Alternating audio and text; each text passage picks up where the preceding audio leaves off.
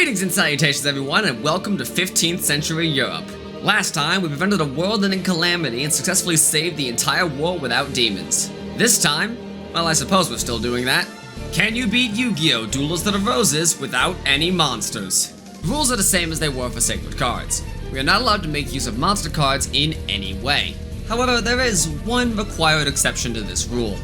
Duelist of the Roses turns the Yu-Gi-Oh! Card game into a grid-based tactical RPG, with both sides moving cards around a 9x9 grid like pieces on a chessboard. You play cards from a deck leader, a special monster that acts as a commander unit. The deck leader sadly can only be a monster, so we'll be technically forced to have a singular monster in our deck at all times. Besides our leader, we cannot make use of any monsters. This includes both having them in our deck at all, as well as using any cards that create monsters in some way. Cards like Change of Heart that steal monsters from your opponent, or Monster Reborn, which resurrects a monster in either player's graveyard to your control, are banned from being used. If a card gives us the choice, like with Mimicat, which allows you to revive any card from either graveyard, we must only use it to take spells and traps. The run is complete once we complete every duel in the game and watch the credits roll twice. With the rules set, we boot up the game, name ourselves Dick Lancer as per usual, and get spirited away to the 1480s by everyone's favorite magical druid, Simon, who is polite enough to explain what's happening. Simon says that he's brought us back to the actual real-world War of the Roses, which feels like a good time to remind you that this game is a sequel to Forbidden Memories, which was set in Yu-Gi-Oh's fantasy version of Egypt.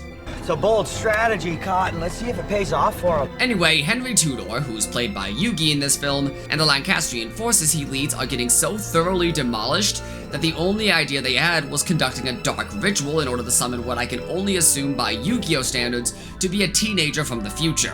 After we get the longest tutorial ever to explain how people apparently played Yu-Gi-Oh! In the 1400s, Simon tells us that we need all 16 rose cards in order to go home. Seeing as Yugi has the 8 red, prepare to set off into Europe in order to retrieve the white rose cards. Hold a moment, Sir Duelist. Who's there? Pay me no mind. I'm simply here to meet the fabled Rose Duelist. A most pleasant evening to you, sir. My name is Christian Rosencruz. You may call me Seto. What foul scheme are you up to, you pompous youncer? Mind your manners, old man. I am simply here to offer your Rose Duelist a counteroffer. As you said in the narration, Yugi's side is in possession of the 8 red rose cards. My Rose Crusaders and I hold the 8 white. Simple arithmetic shows you could side with either of us, and surely you must see what side was desperate enough to summon you at all. Should you side with me, I shall ensure you safe passage back to your time. Ha! You're a fool indeed to think that the Honorable Dick Lancer would even consider such a thing. I'll do it. Wait, what? Yeah, don't be so quick to be on the right side of history. Both sides of the war have their own campaign, and are structured differently. See, in order to duel any opponent, your deck must be cheaper to make than theirs. The Red Rose path is a non-linear series of duels with widely varying deck costs, which would put us at risk of having to grind cards almost immediately. Meanwhile, the White Rose path sees deck costs steadily increase over time, with only one major exception, giving us time to grind cards if we ever need it. And since we can tackle one campaign immediately after finishing the other, it is actually beneficial for us to side with Seto first. Your logic is dizzying, but I shan't argue with your conclusion. Now then. Wait, no, please! Right then, let's get to it. Starting from Stonehenge, we begin to work our way eastward towards Henry Tudor, starting with Elizabeth of York, played in this film by Taya Gardner. By which I mean, drop everything and head straight to the password screen. Yeah, they do think we weren't going to be using passwords again. That said, passwords in this game work quite a bit differently to sacred cards. Unlike sacred cards, the cards you enter are automatically added to your inventory, so you don't actually need to buy them this time. The trade-off for this is that each password can only be entered once.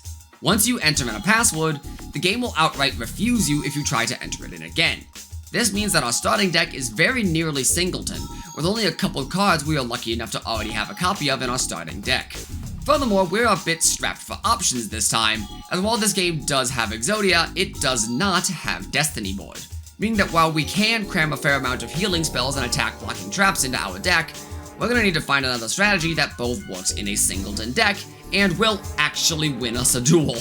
But that's when I realized something that I had actually forgotten before I started this run.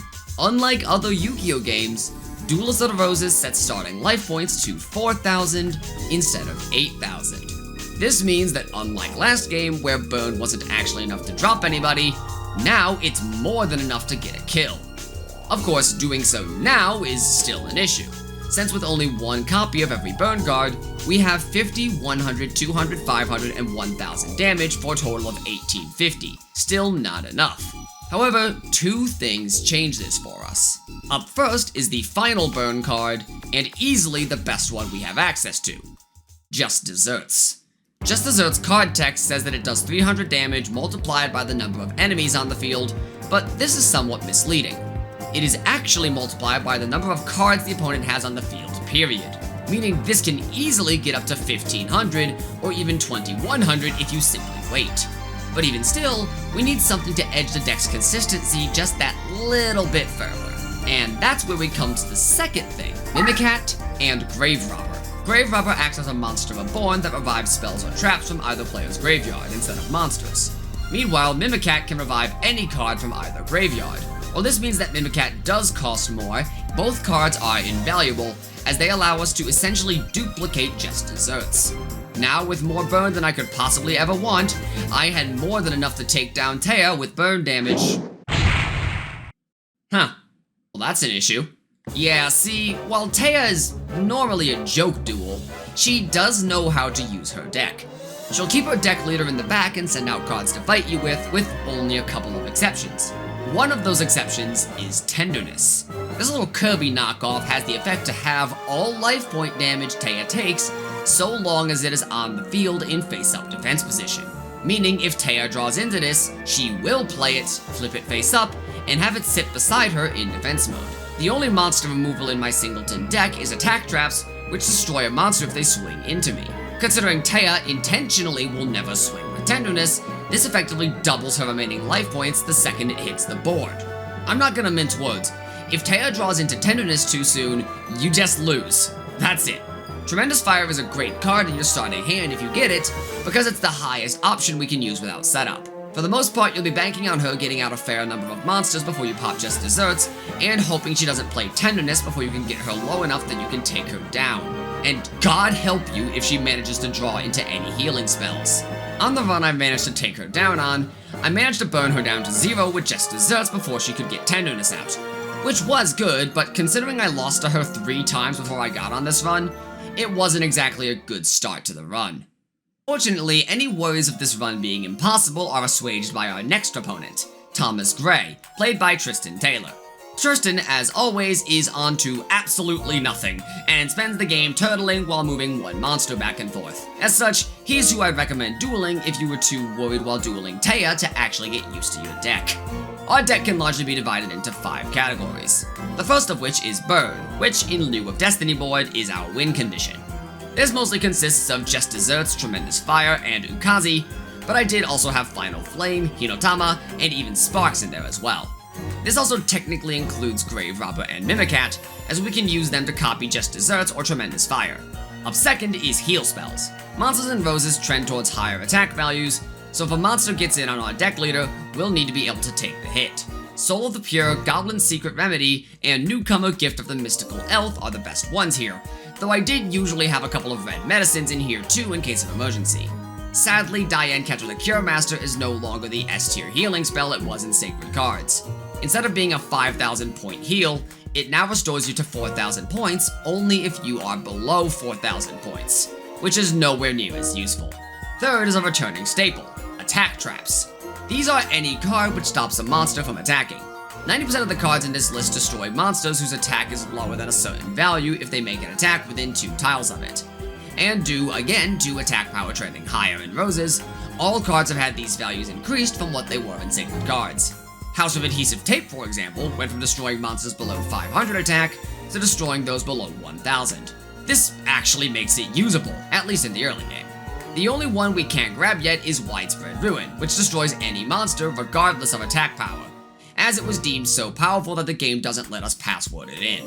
The only trap in this list which functions differently is Negate Attack, which negates an attack. I don't have to be psychic to know what f***ing negate attack does. Given if the opponent is attacking into a trap that will destroy that card, that trap is given priority, so keep that in mind. Our fourth group is a new addition from Roses, Spellbinds. Spellbinds are cards which lock an opponent's monster in place. Most of these are traps and work like attack traps, but there is one exception that I forgot about until nearly the end of the run. Regardless, if an opponent makes an attack upon one of these cards, they will be spellbound, which prevents the opponent from moving or attacking with that monster for a certain number of turns. Many also reduce the attack and defense of the opponent's monster as well. Of all of them though, the best spellbind by far is Gravity Bind, which reduces attack and defense by 1500 and spellbinds the monster permanently. Outside of the obvious use of your monster is now a brick, this has some really great use cases that I'll get into later. And our fifth and final group is one that you might not have expected, but is actually the most important group of all, Chaff. You might think I'm joking, but Chaff actually serves a purpose. See, in order to even play a duel out, our deck cost must be lower than our opponent's. For example, to duel Tristan, our deck must be lower in cost than 1,149. Since the game considers all of our spells and traps to be quite powerful, this gets our deck cost fairly high fairly quickly. So, by running low-cost garbage cards, we can ensure our deck is still low enough in cost that we can take on whoever we need to. Now, in most Yu-Gi-Oh games, this would result in us having to draw through a lot of dead draws in order to luck into something we can actually use. But in both Roses and its prequel game Forbidden Memories, if you don't have 5 cards in your hand at the start of your turn, you will always draw 5. We can take advantage of this using another mechanic of the game, Card Fusion. See, in both Forbidden Memories and Roses, you're able to fuse cards together by pressing the up arrow when selecting a card to play, then doing so on multiple cards. If you fuse 2 valid monsters together, they'll combine to make a new monster. If you fuse a valid monster and a power-up spell, the spell will be loaded into that monster, powering it up. However, that's not what we're interested in. What we're interested in is what happens when an invalid fusion occurs. In the above examples, if the 2 monsters don't fuse, the equip is invalid, or if one of the cards is a trap or a non-power-up spell, the first card will be tossed aside. Since we are only using traps and non-power-up spells, all of our cards are invalid for fusion, meaning if we ever try to fuse anything, all but the final card will be discarded. This, combined with the fact that we always draw to 5 each turn, means we can discard every card in our hand as we play the card we want, then draw a whole new set of cards. This is hugely important, as it allows us to draw into our most powerful options with extreme ease. We use this to grind ourselves up to a whopping 9,000 life points without Tristan doing literally a single thing to stop us, despite having multiple opportunities to do so before we burn him to a crisp.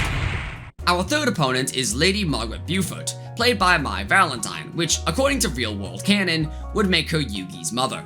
Mai's field introduces a new element we've not had to account for yet, terrain. If a monster is in favorable terrain, it gains a 500-point boost to attack and defense, and can move 2 spaces instead of 1 if it is face up. And of course, Mai's entire deck is favorable in mountain terrain. This is complemented by Mai's offensive playstyle. While she doesn't like to move her deck leader too much, she's very aggressive with her monsters. So if Mai ever decides to flip a monster face up, they'll be able to get in on you before you can do anything about it. Attack traps are your friend here. If her monsters are able to swing on one of your cards, they'll be face up, and once that happens, they'll be on you like white on rice. Spellbinds also work, but since most will let the monster go eventually, only use them if you aren't drawing into attack traps. Eventually though, assuming Mai isn't able to gang up on you, you'll be able to draw into your burned cards and take her down. This is when I discovered a new option for us to make use out of, card reincarnation. See, after you take part in 5 duels, win or lose, you'll be able to reincarnate a card. This will remove that card from your inventory and give you 3 cards of around the same rarity. Also counting my losses against Taya, I was now able to do this for the first time, and for the sake of honesty, I elected to only use spell and trap cards for this, which means I had to be careful with what I used. As my deck was still mostly singleton and consisting of cards I had passworded in, any cards I reincarnated would be lost to me unless I happened to have another copy already, or managed to grind out one later. As such, I didn't make use of this for most of the game, but it's still worth keeping in mind. After Mako, played by Mako, offers to take us across the sea to France. Unfortunately, as he's a French card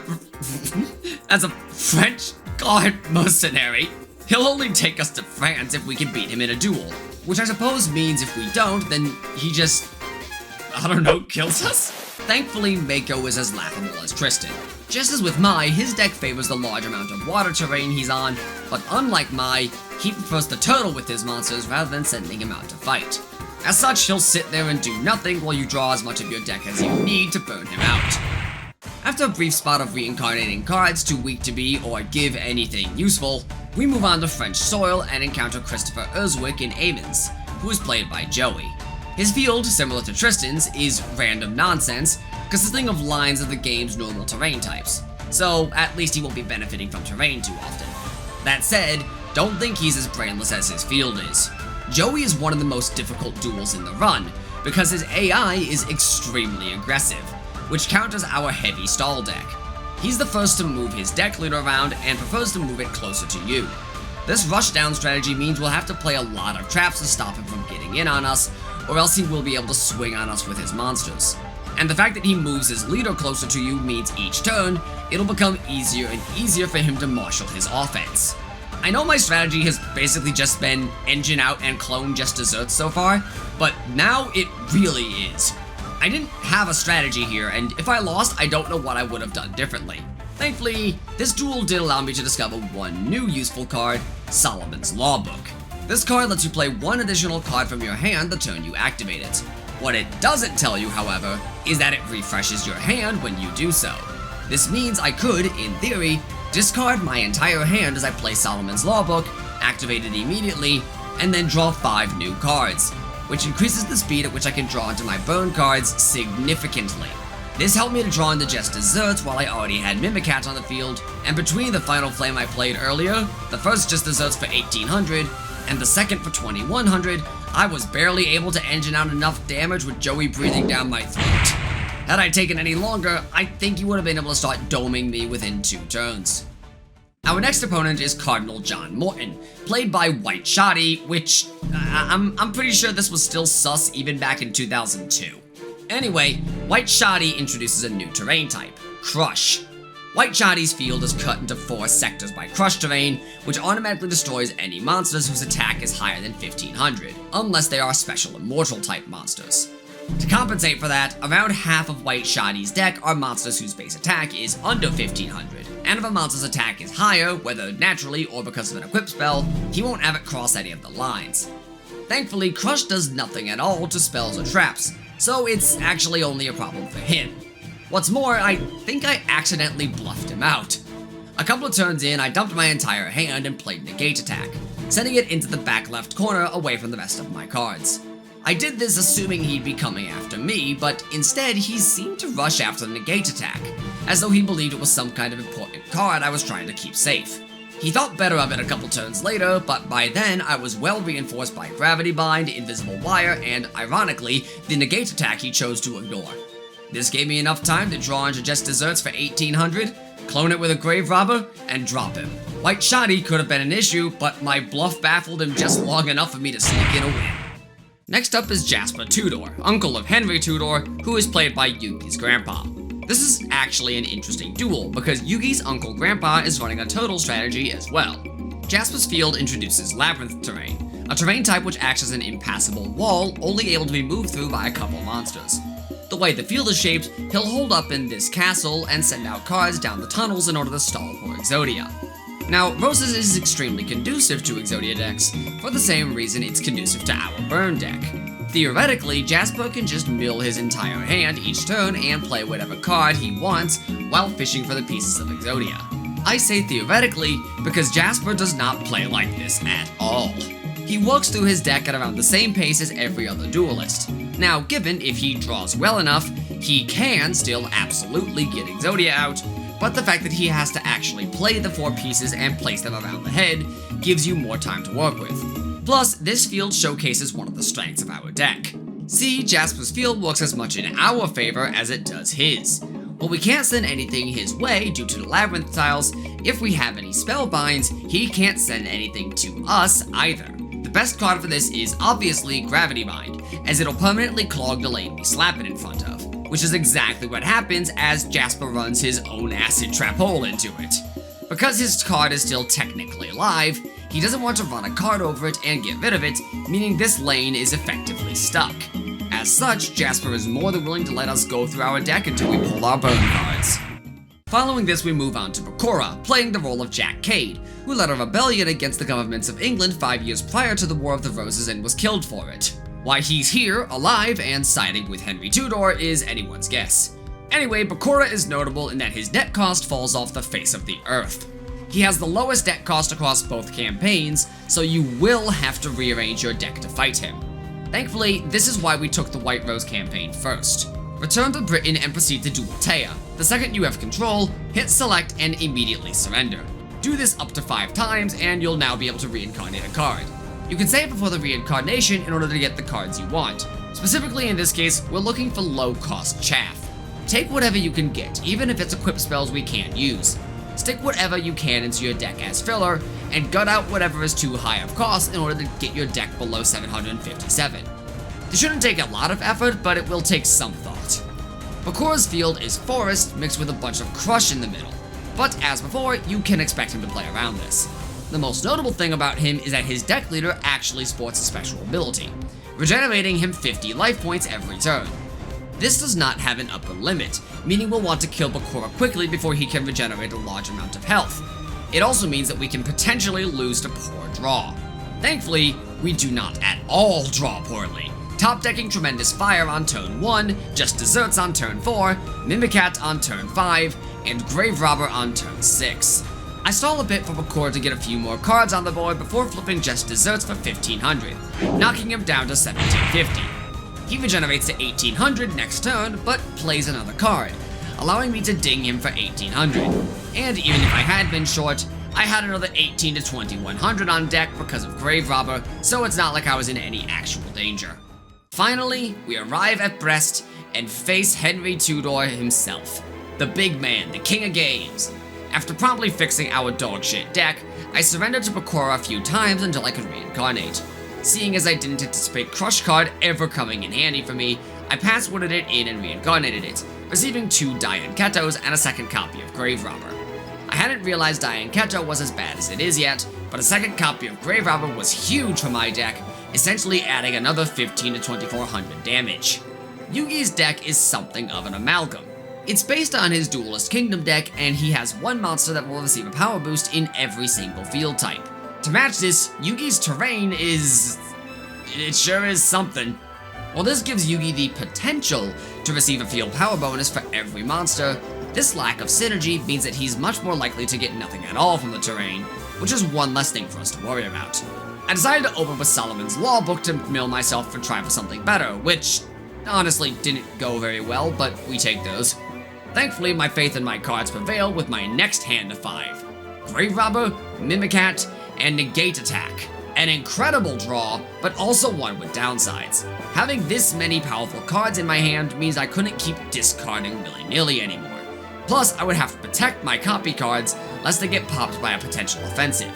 As such, I dumped my weaker burn cards and shoved Mimicat into the corner. Turn 3, I made the judgment call to dump Negate Attack for more card draw and put Grave Robber in the other position. Yugi, you good, Yug? We'll give him time to figure it out. Game's been playing really weird lately though, huh? On turn 6, we drew into our other copy of Grave Robber. And finally, on turn 7, Tremendous Fire. It's not just desserts, but with 3 copy cards on board, it's good enough. We immediately went on the offensive, Tremendous Fire into him for 1000, and then flip a Grave Robber to resurrect it. Yugi finally decided to mount an offensive, closing in on my board, so I knew I had to be quick. Turn 8, Tremendous Fire. Throw up a Shadow Spell to Spellbind for protection, flipped Mimicat to clone Tremendous again. Yugi's monsters had arrived at my side of the field, but thankfully Gaia the Fierce Knight and Giant Soldier of Stone both attacked into Spellbind traps, finding themselves bound and chained for 3 turns. Turn 9, Tremendous Fire, that's another 1000. Flip the Grave Robber on the other side of the board, I've finally drawn the Just Desserts, and while that totally could have been game, I kinda didn't want to win every game with Just Desserts, so I passed. At this point, Yugi was screwed. He didn't have a monster close enough to get in on me, and he didn't have anything he could play to break my field. 1 turn and a Tremendous Fire later, and we're officially the king of games.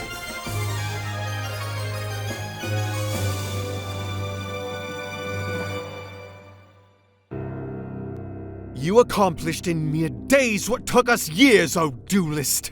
And now, I shall summon forth the Guardian of the Cards to allow us to win this war! Behold, noble Dick, the fruits of your labor!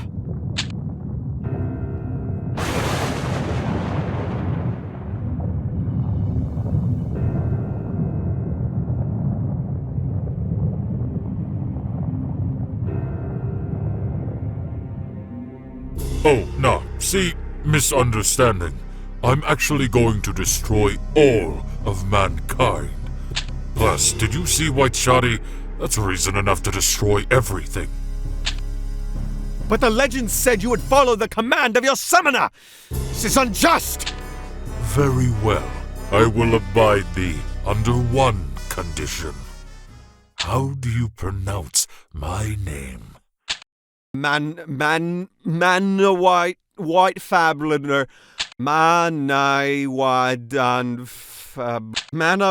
Vabler? This script, how do they even read? What are these Welsh people even speaking with their language? Manawyddan Flablara? Let's get this over with. Dick, kill him. Manawyddan acts as the final boss of both campaigns, but runs a different deck for each fight. His field is meant to be a dark version of Stonehenge where the battle takes place, which is kinda cool, but gives him a lot of purchase to boost his monsters with Yami terrain. Manawyddan's deck is notably top-heavy, which brings us to a mechanic we've not had to worry about yet, summoning power. At the start of the duel, both sides are given 4 stars worth of power to summon with, and gain 3 more each turn. Playing any monster requires you to spend power equal to the level of the monster. This means that Manawyddan can actually brick for a few turns, not being able to summon anything.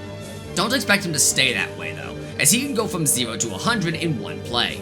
Which is exactly what he does, as on turn 1, he moves his deck leader closer and passes, but then on turn 2, he fuses into Meteor Black Dragon and storms my front line. Thankfully, I had a shadow spell active, so I was able to prevent myself from getting run over by one of, if not the strongest cards in the entire game. However, that's when Manawyddan played something downright devious. While I continued to set up, I was blissfully unaware of the fact that he had set Royal Decree, a trap card which prevents the activation of all other trap cards. I went from fully in control to on the back foot in an instant.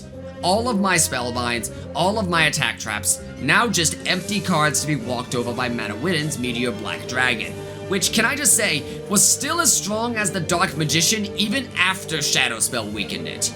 He was at my door and I was running scared, playing healing spells to prepare for the inevitable MBD knocking down my door. That's when Manawyddan just randomly decided to run over his MBD with Beaufort, destroying the former for the latter, which I can't even fathom why he'd do that. Of course, staring down anything isn't exactly preferable. I had to start playing my hand, I didn't have any more time to stall. I played just desserts for 1500, then cloned it with a Grave Robber from my hand. Manawyddan continued to push his offensive, stuffing all of my traps and breathing down my neck with an army of powerful monsters. 1800. I was close. I used Solomon's Law Book to deep draw and pulled another Grave Robber. That didn't mean I was safe though. I knew his deck had Dark Hole. If he top decked it, I was out of options. It was going to be close.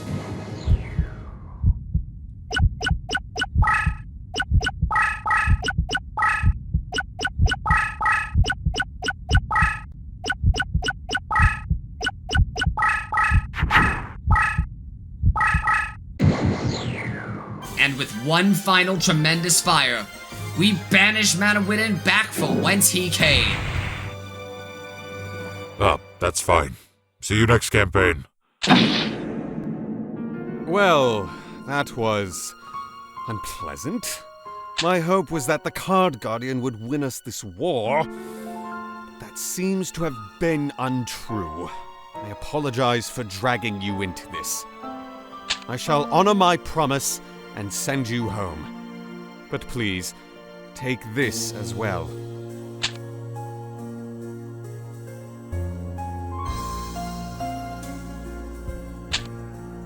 I know not of the future, but should any of my family ever prove to be an insufferable douchebag, show them this pendant, and they shall know that you are a friend.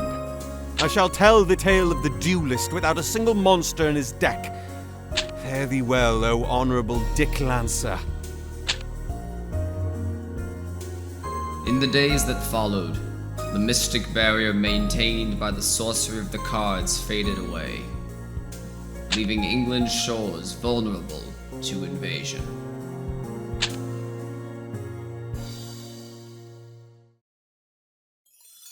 Ha! You're a fool indeed to think that the Honourable Dick Lancer would even consider such a thing. Wait, huh, what? That figures. Anyway, kill you later. Yep, Red Rose time, let's go. Thankfully, Seto was kind enough to engrave the pendant with the password for the card Earthshaker. This card shuffles all terrain spaces on the board, while also turning any labyrinth spaces into neutral ground. A niche card that's a bit too expensive for my tastes at 70 cost, so don't feel bad if you mulch this one for reincarnates.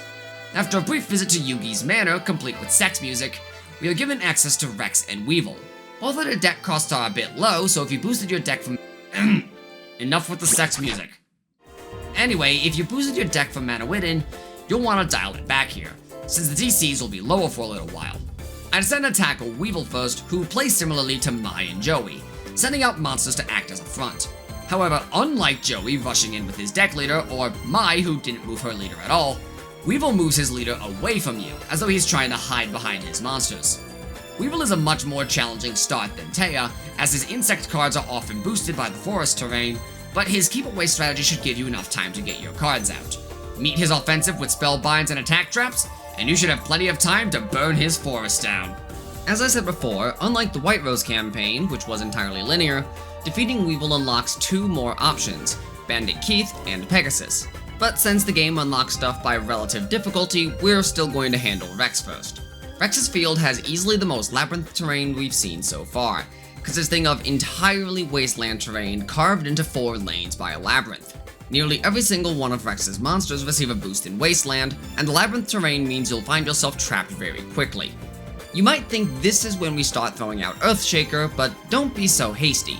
Remember what I said for Jasper, the labyrinth terrain works as much in your favor as it does his. If you stick a spellbind at the back end of one of those lanes, that lane is completely stuck until the spellbind clears. And if the spellbind is gravity bind, that means forever. On the run I got going, I sadly found myself with all of my win condition cards much sooner than I would like them. If you find yourself in this scenario, try and stick these cards into corners. Rex doesn't like to move his deck leader, so if you do, you can avoid too many of his monsters coming down the far lanes. And even if they do come down those lanes, those will take the longest to go down by far. This was smart of me, as Rex actually took a long time to put enough bodies on the board for me to get anything out of just desserts. Thankfully, Solomon's Law Book helped me to draw into Gravity Bind and completely stuff one of the middle lanes at the last second.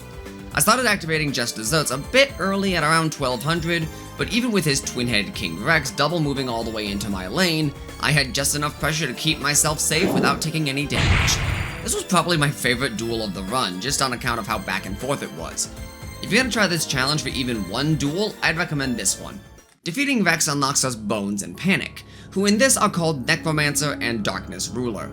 With 4 duels available to us, we're going to tackle Bonz first, since his deck cost is nearly as low as Bakura's. With him gone, we'll be able to fire on all cylinders for the remainder of the game. Necrobonz is... to be honest, I'm not entirely sure what his field is doing, but it's about 10% ocean with the remainder split between wasteland and meadow. Most of Bonz' deck consists of zombie cards though, so he'll prefer to stay in the wasteland if he can. He also runs Dark Hole, which will destroy whatever cards you have on the board, but he decided to pop it turn 1 for some reason, only destroying Invisible Wire, which could have been much worse had he decided to wait. The biggest threat in this duel, however, was Dokuroizo the Grim Reaper.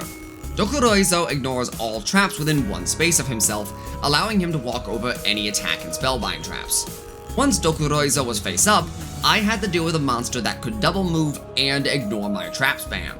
I was immediately on the back foot and running scared. I decided to dump Acid Trap Hole, something I would never do otherwise, to attempt a deep draw for Just Desserts, as Bonz was very quickly piling up a board state. This is when he activated the ritual spell Return of the Dokuro Rider, a card which sacrifices 3 of his monsters in order to summon the monster of the same name.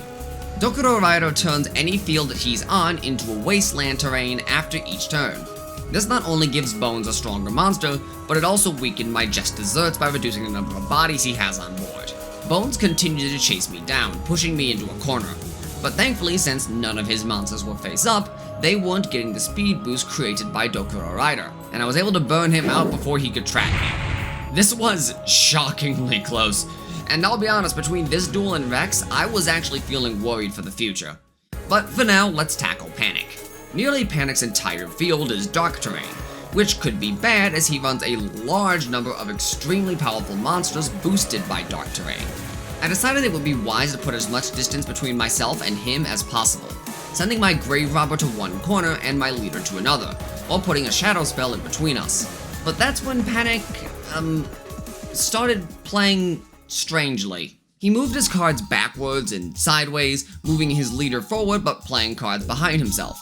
PaniK's deck is mostly monsters and is largely geared for hyper offense, but the entire game, he just kind of sat there. For a moment I thought he was moving his monsters towards me, and when he sent a King of Yami Makai into a shadow spell, I was sure he was about to start going on the offensive. But the offensive never came. He put all of his monsters in the defense position and literally sat there and allowed me to win the game, putting up absolutely no resistance. After a few turns, he even actively started retreating, as though running from an offense that didn't exist. And that's when it hit me. PaniK's entire duel, Tristan moving his monsters back and forth without attacking, Manawyddan running over his Meteor Black Dragon with a weaker monster. I didn't know why before, but now I've realized what was happening. Somehow, not playing with monsters makes everyone play like an absolute moron. The AI is prepared to play around you playing the normal game at it. It's prepared for you to marshal an offensive, block your monsters, weaken and spellbind them, and change the terrain to their advantage. The AI is simply not prepared for the shenanigans we're bringing to the table. So not only is the strategy we're using fast and consistent, it also lobotomizes the AI into literally allowing you to win. This is not a challenge run anymore, this is a mercy killing. The question isn't, can you beat Duelist of the Roses without monsters? Now it's, can any opponent in Duelist of the Roses land a single point of damage on me? For that, let's go to Bandit Keith on the scene. Keith, how you doing? You walled off the center lane with gravity bind. Now I don't know what to do, Chief. Yeah, that's what I thought. Bandit Keith puts up literally no resistance at all. His field is extremely similar to Rex's, but with the two middle lanes turned into one that splits into a square. This makes it even easier to wall him out with spellbinds, and Keith isn't able to even touch us. The closest he gets is slamming a Machine King into an acid trap hole and instantly killing it. Playing this way is actively making the game easier. And if you thought, well, that's not fair, Robin, some of the AI was still able to give you a run for your money, don't worry. It's about to get so much sillier. Pegasus's field can be described as half food and half tune. I'm not sure what that means, but it's what I have in my notes. My notes aside, this field looks like a castle with a bunch of toon terrain inside, which certainly does make sense for the ruler of Duelist Kingdom. Typically, this terrain works in Pegasus's favor, as you would have to enter the toon terrain to engage him on his terms.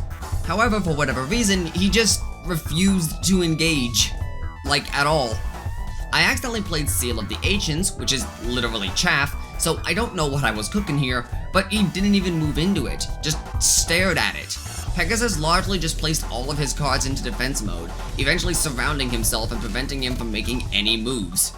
Pegasus doesn't have any Rose cards despite being on Seto's team, but is polite enough to offer 2 new duels after defeating him. Ishizu Ishtar, who thankfully seems to have avoided being whitewashed like White Shadi, and Labyrinth Ruler, who's this game's version of Forbidden Memories' Labyrinth Mage. Oh god damn it! Labyrinth Ruler can also be unlocked by defeating Keith, but I took him after I beat both Keith and Pegasus. He runs a deck based on the Paradox Brothers from Duelist Kingdom, and his field reflects that, as it runs several horizontal lines across the board. However, unlike previous duels in which the Labyrinth terrain was as bad for them as it was for us, Labyrinth Ruler runs Shadow Ghoul, which can enter Labyrinth terrain and transform into Wall Shadow. This gives Labyrinth Ruler an extremely potent way to get in on you, since it's increasingly difficult to run from a creature who can move in 4 directions when you only have 2. This would have actually been a great duel to use Earthshaker, since it would remove Ruler's main gimmick. That being said, I was still able to win just by milling through my deck until I drew my burn spells, since just because he has a card that can rush you down in labyrinth terrain doesn't mean he'll do so. Up next is Ishizu, who is running a water deck, as opposed to the light deck she ran in Eternal Duelist Soul, as opposed to the female deck she ran in Dark Duel Stories, as opposed to the water deck she ran in Forbidden Memories. Ishizu's field consists of a large amount of water terrain surrounded by patches of crush and wasteland. Ishizu actually scared me at the start of the duel, as her opening move was extremely aggressive, moving her leader forward, then playing another monster and moving it forward too. Had she continued doing that, I likely would have lost, as a rush-down deck of higher power than Joey would likely be able to do what he couldn't. It's a good thing she did...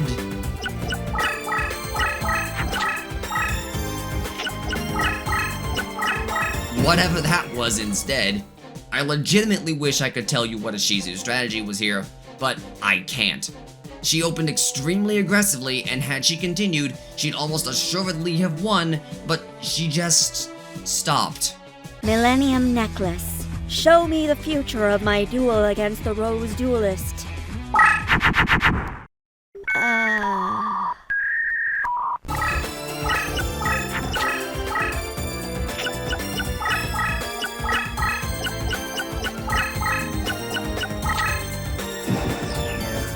Yeah, this duel was a nothing burger after turn 1. At this point, Yugi arrives on the shores of Britain, and we must go meet him on the fields of Bosworth to defeat Richard Slysheen of York, this game's portrayal of King Richard III, and played by returning Forbidden Memories character Hai Sheen. After surrendering to Weevil once, I was able to reincarnate one of my Dian Ketos into Time Seal. Time Seal is a card I'd actually forgotten about prior to now, and permanently spellbinds the highest attack monster the opponent has on the board. This is huge, as it gives us another way to lock down our opponent, and is also complemented by our many other spellbinds lowering the opponent's attack. I immediately password in a second copy, load both into my deck, and took them into Hai Sheen for a test drive. Hai Sheen's field is a meadow battlefield surrounded by mountains, which aids its warrior deck quite a lot. And this duel was a complete wash.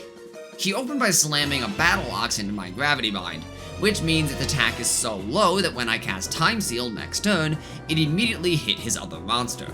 To Hai Sheen's credit, he seemed to want to press an offensive still, but had him maneuver his monsters around his spellbound cards to do so.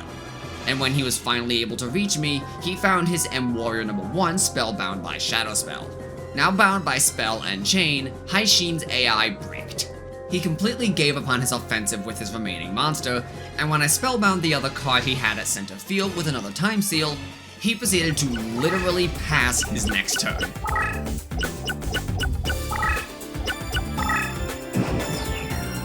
I have never seen the AI brick so hard that it chose to do absolutely nothing on one of its turns before.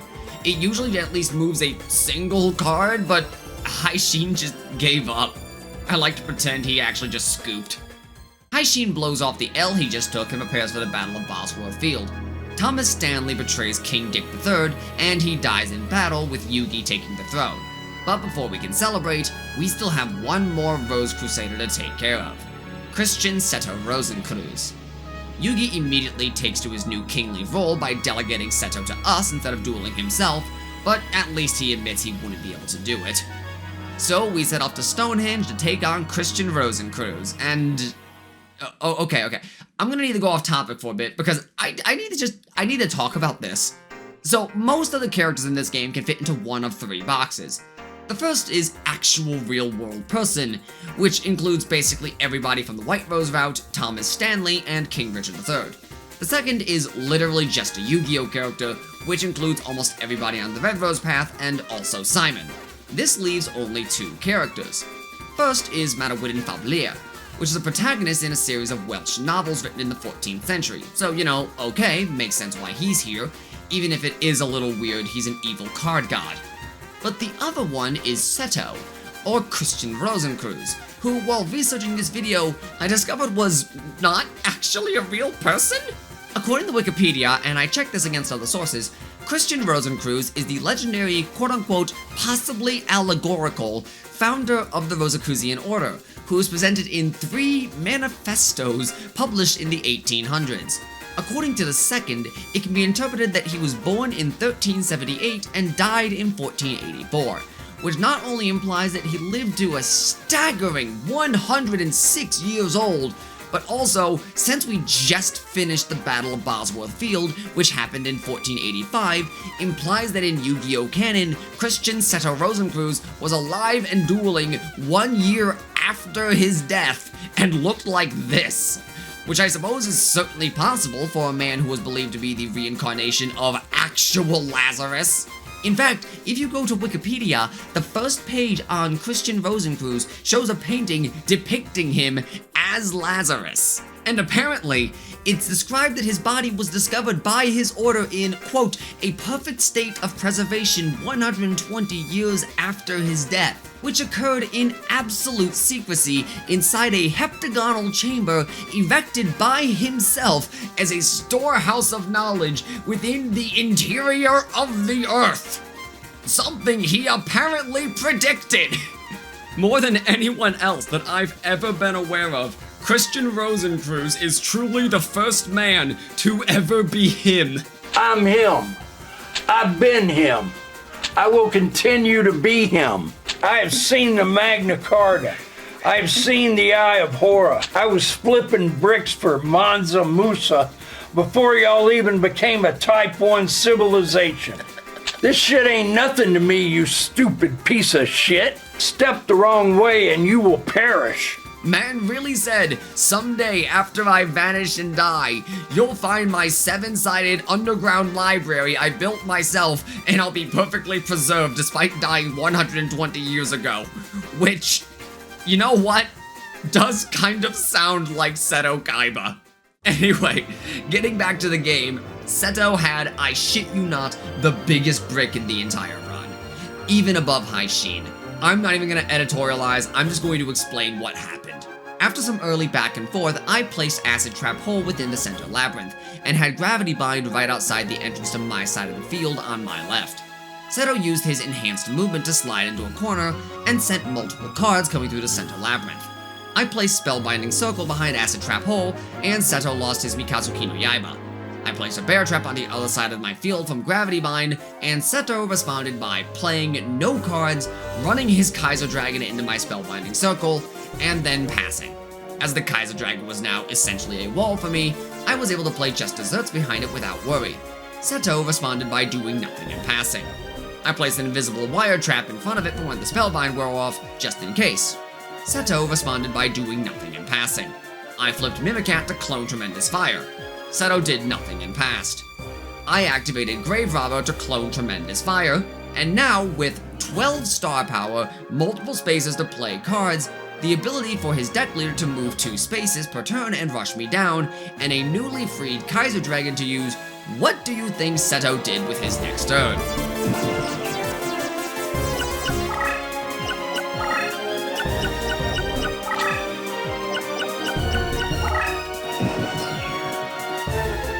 Four turns in a row. This dude, one of the hardest duels in the game, was so confused by my strategy that he literally passed and did nothing for 4 whole turns. If I had to try and guess a reason, I assume similar to how the duels in Forbidden Memories can see your hand and face down cards, so can Seto. As such, for the 3 turns Kaiser Dragon was spellbound, Seto saw no monsters in my hand, then looked at the field and saw an impossible trap on one side, a difficult to overcome trap on the other, and the middle path locked down by his own monster. Then once he could move it again, it would run into a trap that would kill it. As such, his AI just gives up, not knowing what to do and seeing no option that would help his board state, in spite of most assuredly having things in his hand that would have the capacity to help his board state. Believing he has nothing he can do, Seto all but forfeits the game to us with little to no resistance.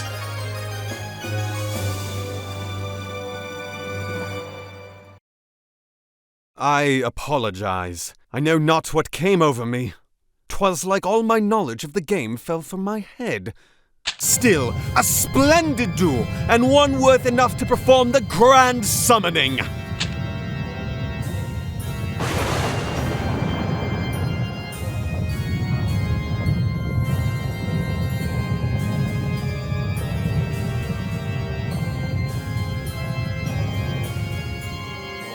Hey guys, it's me, Card Game Devil. What are we doing? Marmalade Fab Liar? Kill him! That's not... Fine, whatever. Manawyddan Red is probably one of the most challenging duels in the entire game, and for us, the final duel in the game. As such, I decided to treat it that way. I proceeded to surrender to Pegasus 65 times in a row to reincarnate over and over until I had a deck I was satisfied with, a deck befitting our final duel. Manawyddan Red has a deck cost of 1,985, which basically means I can use whatever the hell I want. So that's what I did. And by the end of it all, my deck cost went from 1,031 for Seto, already the highest it had ever been, to 1,672, and was loaded with some of the strongest cards I could get my hands on. This was my deck going into the final duel. And with a deck like this, Manawyddan didn't stand an Egyptian god's damned chance. Seriously, I understand that this game has been a massacre so far, but this was brutal. Some cards that had previously been staples were downgraded to chaff. I opened by locking down 2 lanes with Shadow Spell, to which he promptly responded with the strongest equipped spell in the game, Yugioh, which halves the opponent's life points and increases the power of all of your monsters by that amount. He used this on the second card he played, so it wasn't that effective, but it did mean my life points were only now at 2,000. If you consider this as me taking damage, then I guess we failed the bonus challenge, but on the plus side, Manawyddan would literally never touch my life points again. He proceeded to stuff the boosted monster into a corner for reasons I could not rightly tell you, but I wasn't taking any chances, so I played Time Seal and locked that monster down forever. Manawyddan, likely cheating and seeing he'd only stuff his own monster if he moved it down center lane, began moving to my left. I wasn't having any of that, so I threw my gravity bind down that way. Now, he was completely screwed. Unlike Manawyddan White, Manawyddan Red doesn't have Royal Decree, meaning he had absolutely zero way to get over my traps. And the second that was the case, you could see his gameplay change on a dime. He started playing cards behind him and putting his cards into defense mode.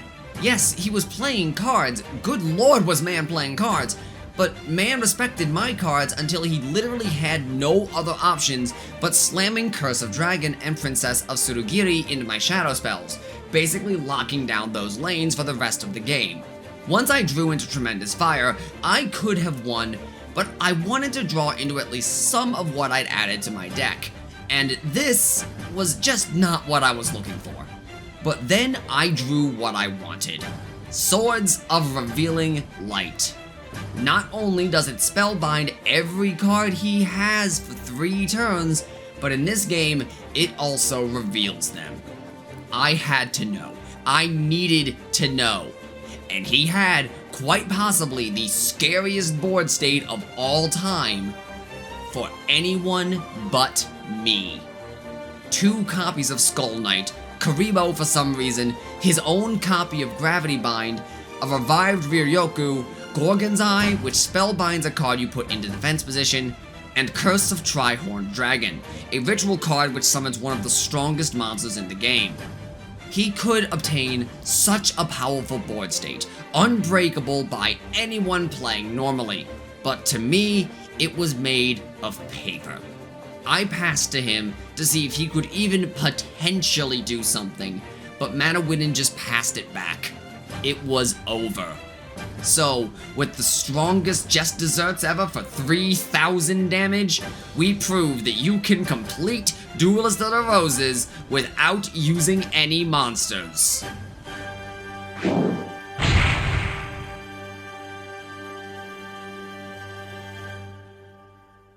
Oh, that was bull.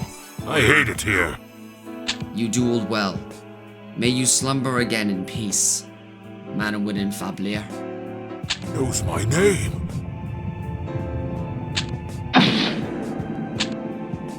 And so, with the dread Manawyddan defeated, Come on! the Rose Crusaders fell into obscurity. Only through these records were these tales documented and put to print. Yugi was crowned King Henry VII, and was given the title of Yugioh, King of Games, despite never winning a single duel. Christian Seto Rosencruz was never seen again, disappearing from Europe to brick another day. And as for Dick Lancer, the Rose Duelist, he returned to his own time, leaving only these parting words. Thank you so much for watching, and what do you mean there's one more duel? Yeah, so Roses has 2 campaigns with 10 duels each, but what if I told you there's a secret 21st duel? If you enter the custom duel mode, you'll be able to duel against another player using the deck that's on their memory card. However, if you go in without a memory card in slot 2, you'll fight Duel Master K, who uses your deck. This means to truly say we completed Duelist of the Roses without using any monsters, we must defeat the strongest duelist we've ever faced, ourselves. Thankfully, we suck! K has no idea how to pilot our deck, and doesn't usually move their deck leader. They'll usually just place cards around themselves to try and stall you out, while occasionally throwing out whatever burn or heal cards they have on hand. That said, they can potentially get lucky, so we need a strategy that kills them and kills them quickly. So I decided to win in a way I hadn't ever used before. At the start of the duel, we take the same strategy as a Shizu, playing a card in front of ourselves and moving it closer. We repeat this strategy over and over until we're right on top of them, at which point, surround them. While they do always have the potential to play a card and run it over one of ours, they never do so for some reason, and Roses doesn't let you play cards on top of an opponent's. As such, we move our cards around them and position ourselves right beside them. If you're completely surrounded, you are unable to move or play any cards, which Duelist of the Roses treats as a win condition. As such, once we surround K, they're unable to play the game, and we win by checkmate. And with everyone, myself included, defeated, I will see you all next time. Ta-ta. Special thanks to Patreon backers Sokekion, Ryan Vick, Hound, Dylan Toomey, Axel Rosenberg, Kirara, Gracemy, and Cuttlefish. And to YouTube members Not D Wadler, Oplin2, Fabrizio Pignataro, Ryoko Strifer, and the Chalk MD. Take it easy, and I'll see you in the next one.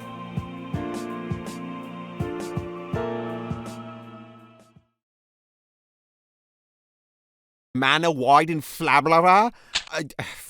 Man, why do they have the stupid language? Rhyme time! It's rhyme time! Monado Fabulous Llyr. Mana, why didn't they have such a fabulous name? Manawyddan Ding Dang Walla Walla Bing Bang.